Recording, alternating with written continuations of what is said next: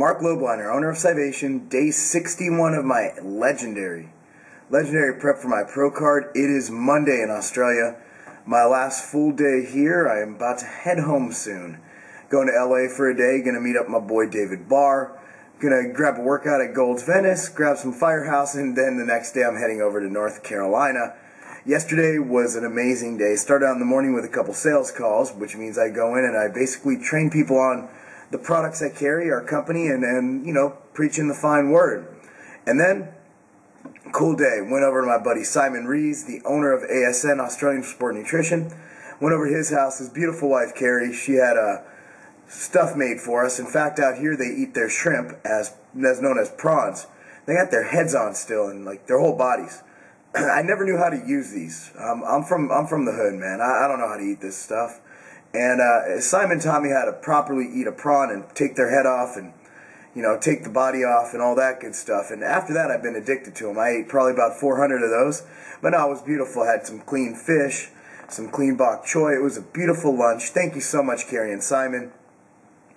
Great people. Talk some business, talk some personal stuff. I've known Simon for damn near 7 years. Carrie's just a beautiful person. It was great.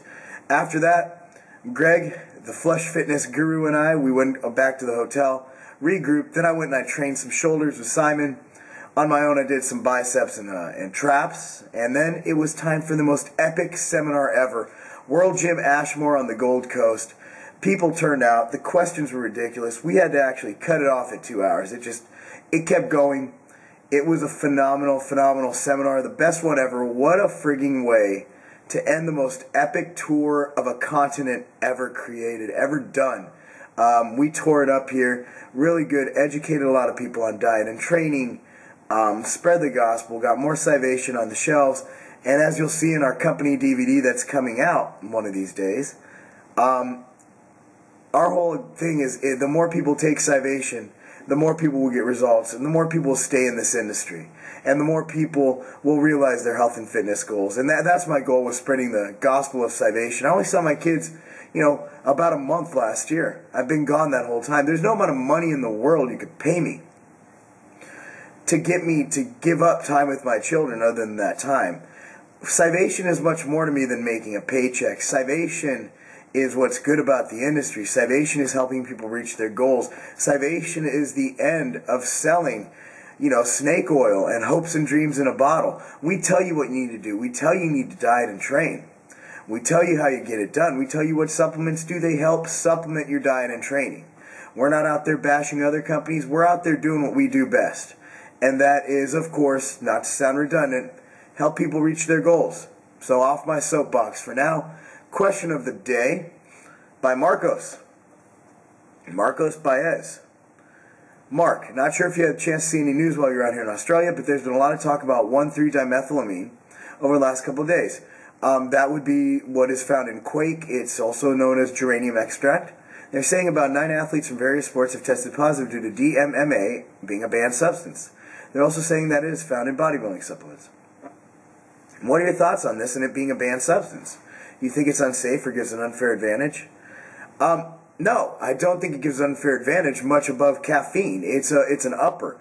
It's not going to make you perform much better. It's kind of like Mr. Phelps, who got caught smoking weed, and he's an Olympic swimmer. Who gives a crap? It'll slow him down. Well, that kid probably needs it, the amount of food I heard he eats, because marijuana gives you the munchies. Makes you feel good, makes you laugh. But unlike alcohol, I don't know if it makes you sleep with ugly women. But nonetheless, 1,3, I believe that anytime something works up to a certain degree, government agencies get involved, and somehow the pharmaceutical agencies are behind it. I don't know. I'm not a conspiracy theorist, but it just doesn't make sense why they would attack this supplement.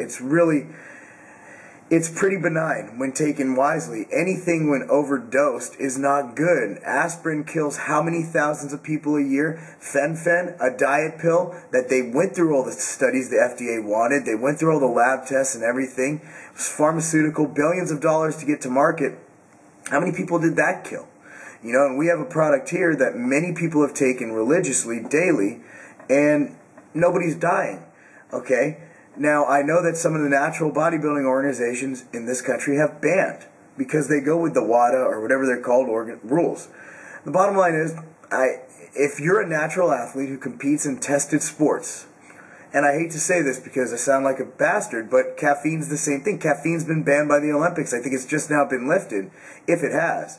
If you compete as a natural athlete, it's your duty to look at the label and figure out what's in it. Now, if there's douchebag companies out there putting things in their product that aren't on the label, not only should they be sued, but they should be hung up by their testicles and swung out over Times Square. I mean, that's just stupid and it's irresponsible, and honestly, it also shows that they're making their product not in a GMP certified lab. I know there's one company that's been busted how many times by the FDA, FTC, DEA, and they're still in business. How the hell does that happen?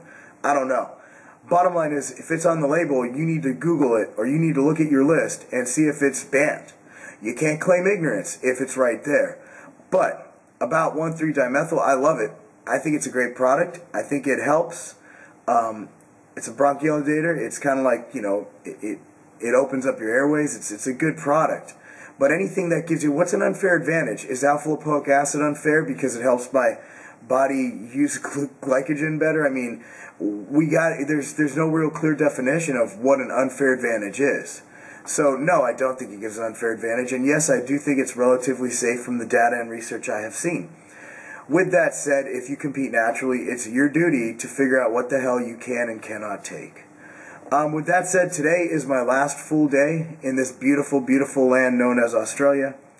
I got a long day ahead of me, busy day, ending with a dinner, and then I fly out, and I land on Tuesday, which is awesome, because I leave Tuesday morning, and I land Tuesday morning.